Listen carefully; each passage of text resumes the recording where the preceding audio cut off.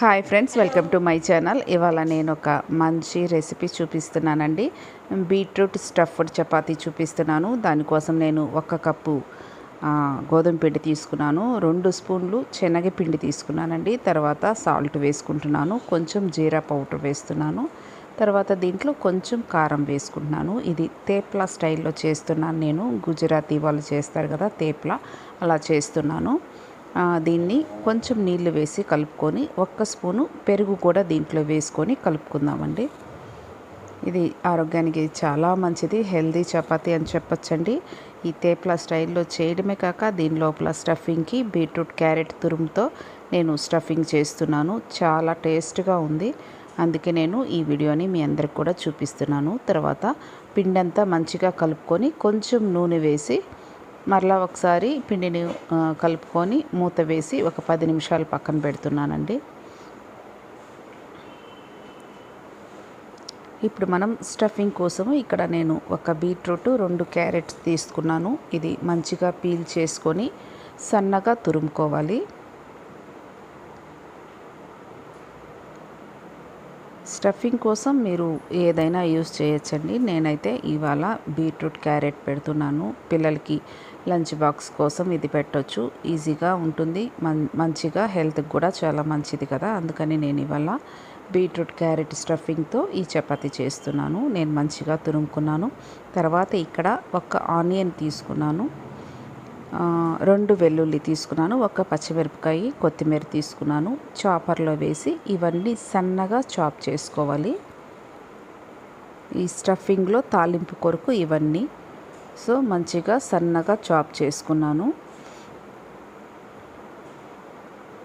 ఈ విధంగా మీరు కూడా సన్నగా కట్ చేసుకోండి, లేదా చాపర్లో వేసి చాప్ చేసుకోండి. తర్వాత బాండలు పెట్టి నూనె వేసి 1/2 స్పూన్ నేను జీరా వేసానండి, జీలకర్ర వేసి తర్వాత ఈ ఆనియన్స్, కొత్తిమీర, పచ్చిమిరపకాయ ఇవి వేసుకున్నాను. ఇవి మంచిగా ఫ్రై చేసుకోవాలి.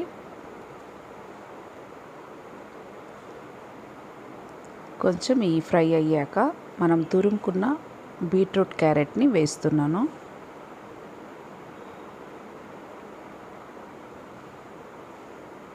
ఈ ఆయిల్లో ఇవి మంచిగా ఫ్రై చేసుకోవాలి.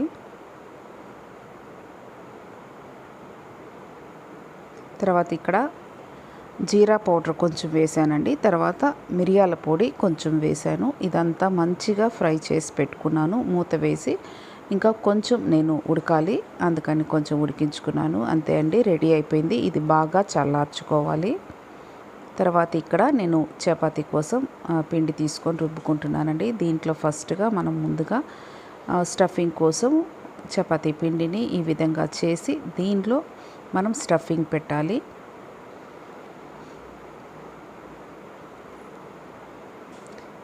ఈ బీట్రూట్ అది మంచిగా ఆరిపోయి ఉండాలండి. చల్లారిన తర్వాత ఇది ప్రాసెస్ చేయాలి.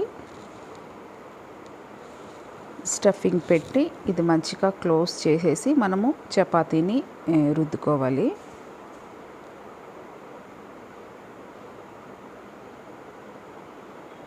ఈ విధంగా మంచి క్లోజ్ చేసి ఎక్కడ బయటికి రాకుండా పిండి కొంచెం ఎక్కువగానే వేసుకుంటూ ఇది రుబ్బుకోండి.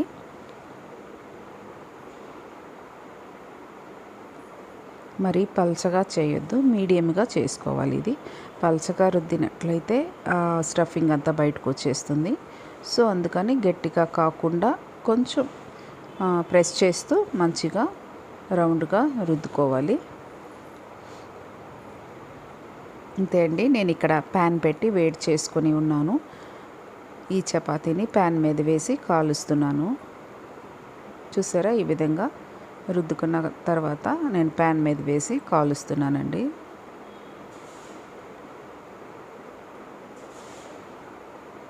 మంచిగా అటు ఇటు తిప్పుతూ ఇది కాల్చుకోవాలి. ఇక్కడ నేను నెయ్యి వేసి కాలుస్తున్నానండి. చూసారా, ఇది మంచిగా ఉబ్బుతుంది కూడా. నెయ్యితో ఈ చపాతీలు చేసినట్లయితే దీనికి ఇంకా ఎక్కువగా మంచిగా టేస్ట్ వచ్చిందండి. ఆ స్మెల్, ఆ టేస్ట్ అయితే ఇంకా మంచిగా ఇంక్రీజ్ అయింది. అందుకని మీరు కూడా ఒకసారి నెయ్యితో ట్రై చేసి చూడండి. చూసారా, మంచిగా అటు ఇటు తిప్పుతూ ఫ్రై చేసుకోవాలి. అంతే అండి, రెడీ అయిపోయింది. ప్లేట్లోకి తీసేసుకున్నాను. ఇంతే అండి, ఎంతో ఈజీగా హెల్తీగా చేసుకునే చపాతీ ఇది. నేను ఇక్కడ ఇంకొక చపాతీ కూడా వేసి ఫ్రై చేసుకున్నాను. దీన్ని ఇప్పుడు నేను కట్ చేసి చూపిస్తాను చూడండి, లోపల స్టఫింగ్ అంతా. ఈ రెసిపీ మీకు నచ్చినట్లయితే నా ఛానల్ని ఫాలో అవ్వండి. నేను చేసే రెసిపీస్ మీకు అన్నీ నచ్చుతున్నట్లయితే లైక్ చేయండి, షేర్ చేయండి, సబ్స్క్రైబ్ చేయండి ఫ్రెండ్స్. ఓకేనా? చూసారా లోపల స్టఫింగ్ అంతా ఎంత బాగుందో, నీట్గా వచ్చింది, చాలా టేస్ట్గా ఉంది. నేనైతే మా పాపకి లంచ్కి ఇవాళ ఈ బీట్రూట్ స్టఫింగ్ చపాతీ పెడుతున్నాను. మీరు కూడా ఖచ్చితంగా ట్రై చేయండి. మీకు ఎలా వచ్చిందో నాకు కమెంట్లో చెప్పండి. నా రెసిపీస్ మీకు నచ్చినట్లయితే ఖచ్చితంగా సబ్స్క్రైబ్ చేసుకోండి. ఓకేనా? Thank you.